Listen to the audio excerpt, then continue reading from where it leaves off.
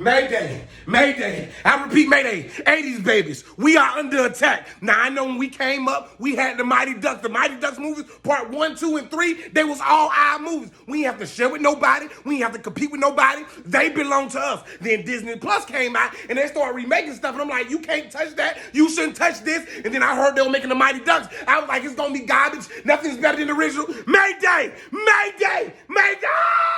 We in trouble, dog. I just watched the first episode, dog. Nostalgia, original characters. They got their own charisma. Ah! You know how when companies decide to remake stuff, they cast somebody we don't really like, and we adults and we be kind of hating on children like, he whack, he ain't even all that charismatic, we don't like him. The main character, that little child got charisma. Then his podcast, Homie Have What, the way he talk, you kind of like, I'ma like you. And then, brother, the way they introduced the goalie. Now, when they introduced our goalie to us, our goalie was out of shape, and he was eating and stuff, but their goalie was really good at video games, but all of a sudden, he had Neo-like reflections, and then they got a little black boy on a skateboard that crashed into a vending machine. The boy said, if you dare me to do it, I gotta do it. His swag was out of this world. Then they got a goofy, nerdy girl to be a goofy, nerdy child, and they made the Mighty Ducks the bad guys. They made the original good guys the bad guys, so they had a Mayday! I don't know what the contract was like. I don't know how much he was paid. They went and got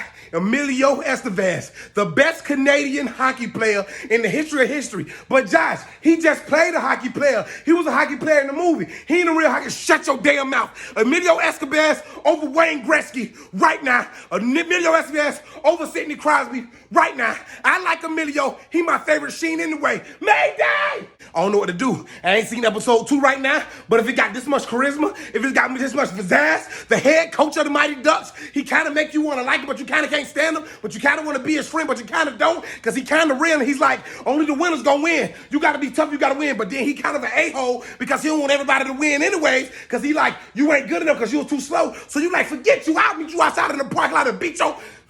We in trouble here, 80s babies. This might be one of the first remakes that outdo the original.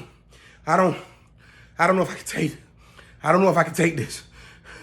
I am scared. I'm excited. I'm going to be tuned in next week. If you are a Mighty Ducks fan, you are going to love this show, and that might be a problem. Our history is on the line. Mayday!